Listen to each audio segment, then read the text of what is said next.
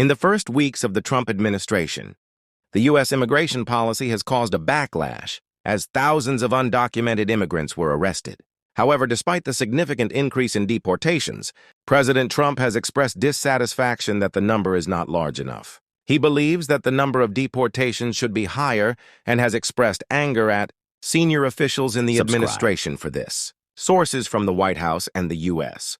Immigration and Customs Enforcement, ICE, said that President Trump has asked for increased efforts to arrest and deport undocumented immigrants. He expressed anger because he believes that the number of deportations in the early stages of the administration did not meet his expectations. A source close to the president revealed that this message has been conveyed to the heads of relevant agencies, including Mr. Tom Homan, the border czar, and acting ICE Director Caleb Vitello.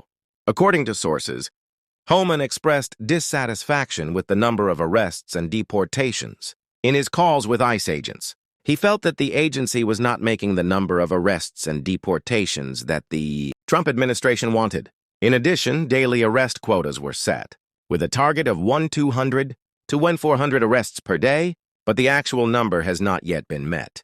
Meanwhile, ICE Acting Director Caleb Vitello asked agents to increase arrests in January with the goal of meeting the daily quota. Public data shows that the highest number of arrests during that period was 100 people, but that number has trended downward in the following days.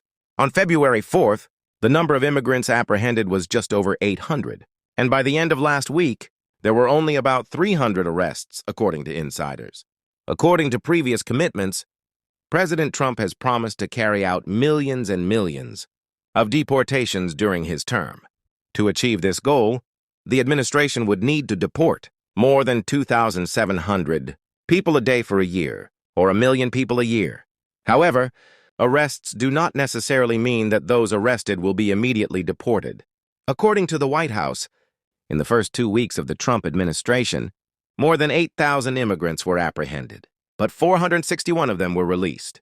The situation of immigrant arrests and deportations has become a hot issue in the Trump administration, as he and other senior officials continue to be pressured to follow through on his tough immigration promises. However, these efforts have been difficult, as targets for the number of people detained are not easily met, and many people are not immediately deported after being arrested.